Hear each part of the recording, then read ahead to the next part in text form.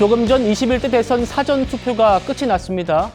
첫날 사전투표율이 역대 최고를 기록해서 오늘까지 그 기세가 이어질 거다라는 관측이 나왔습니다만 지난 20대 대선보다 낮은 투표율을 기록할 것 같습니다. 지금 아직 6시 25분입니다만 사전투표장에 들어서 있는 분들, 용지 받으신 분들은 6시가 지나도 투표를 할 수 있기 때문에 최종 투표율은 집계가 아직 안 되고 있습니다. 5시 기준으로 32.95%입니다. 역시 전남이 54%로 제일 높고요. 대구가 24%로 가장 낮습니다.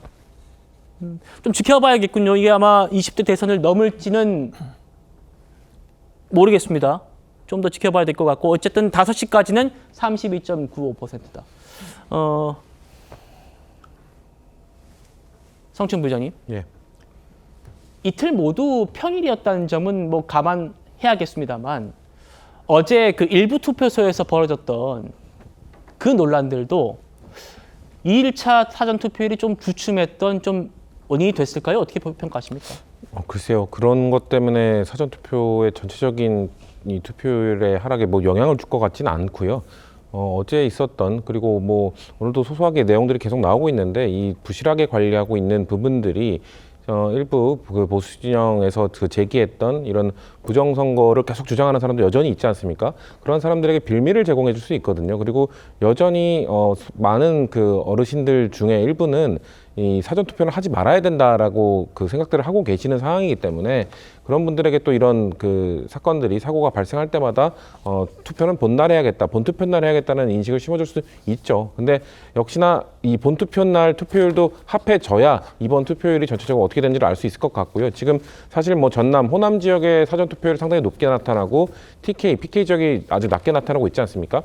그래서 사실 뭐 지금 보수 진영 속에서는 이게 이번 선거 자체가 탄핵으로 인해서 그 윤석열 전 대통령의 탄핵으로 인해서 치러지는 선거다 보니까 투표를 좀 포기하는 충이 많은 것 아니냐라는 얘기들도 합니다만 사실 지난 대선이나 총선을 떠올려 보더라도 그때도 뭔가 이 영남 지역의 이런 그 사전 투표율은 그렇게 높지 않았던 것도 사실이거든요.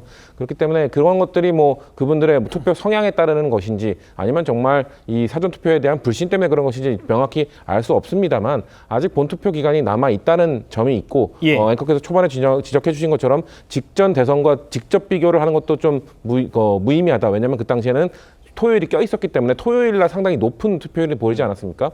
그렇기 때문에 오늘도 보면 금요일 오후를 기점으로 해서 갑자기 투표율이 좀 더디게 올라가는 그런 성향을 딱 보였거든요. 지금 아직 뭐 투표 청합도 나오지 않은 상황에서 이번 투표율이 좀 저조하다 이렇게 예측하기보다는 양당이 아니라 모든 정당 모두 이 본투표일날 최대한 많은 유권자들이 투표장으로 향해서 당선된 사람의 이런 정당성, 대표성을 높이기 위한 노력을 해야 된다고 생각합니다. 선관위가 대국민 사과까지 했는데 정치권의 저런 비판도 받았는데 하루도 못 가고 또 일이 터졌습니다. 서울의 한 투표소에서 남편의 신분증으로 사전 투표를 먼저 했고 뒤이어서 본인의 신분증으로 재투표를 하려다가 현장에서 적발된 사람이 있었습니다. 투표 2번 한 사람이 있다라는 참관인의 그런 제보가 있어서 적발할 수 있었는데 박 대변인, 알고 보니까 이분이 누구냐? 강남구 공무원이었고 서울 강남의 공무원이었고 심지어 유권자 신원 확인 업무를 담당하는 선관위의 관계자였습니다. 선거사무원이었다. 어떻게 맞추실까요? 선관위를 믿지 못해서 국민들이 선관위를 감시해야 하는 이런 상황 자체가 굉장히 엽기적이라고밖에 볼 수가 없겠죠. 민주주의의 근간이 투표인 것인데 사실 이 뭔가 누군가가 의도적으로 특정인의 당선을 위해서 조작을 했다라고 하는 부정선거론을 저는 믿지는 않지만 포괄적으로 한 표라도 잘못된 표가 흘러 들어온다라고 하면 그건 원칙적으로 부정선거가 되는 겁니다. 선관위가 이런 문제를 계속해서 방치한다라는 것 자체가 자격이 없다라고 하는 것을 자백하고 있다라고밖에 볼 수가 없고요. 심지어 이 공무원 A 씨는 지난 선거에서도 선거 사무원을 했다라는 게 아니겠습니까? 당시에는 적발이 되지 않았던 것이지 실제 어떤 행위가 있었는지를 확인조차 이제 와서는 할 수가 없는 상황이 됐습니다. 이런 상황에서 국민들께 무조건적으로 선관위를 믿어라 라고 하는 것이 과연 납득이 될 것인가 이런 의구심이 들고요. 예. 이 투표라는 것은 절대로 편의성이란 가치가 정확성이란 가치를 이길 수가 없습니다. 사전투표제라는 것은 편의성을 위해 존재하는 것인데 그 편의성을 위해서 이렇게 많은 부정한 사례들이 발견된다라고 하면은 그런 제도는 차라리 폐지하는 것이 낫다라고 저는 생각을 하고요. 또한 실제로 많은 국가들에서 그러니까 사전투표제를 도입하고 있는 국가들 자체가 미국이나 호주, 일본 정도로 극히 제한적입니다. 근데 그런 나라들은 투표율이 지나치게 낮거나 정말 땅덩이가 너무 커서 물리적으로 이렇게라도 해야 되는 그런 나라들인 것이고 우리나라에서는 과연 이런 사전투표제가 정확성의 가치를 포기할 정도로 가치가 있는 것인가 정말 진지한 성찰이 필요하다라고 생각을 하고요.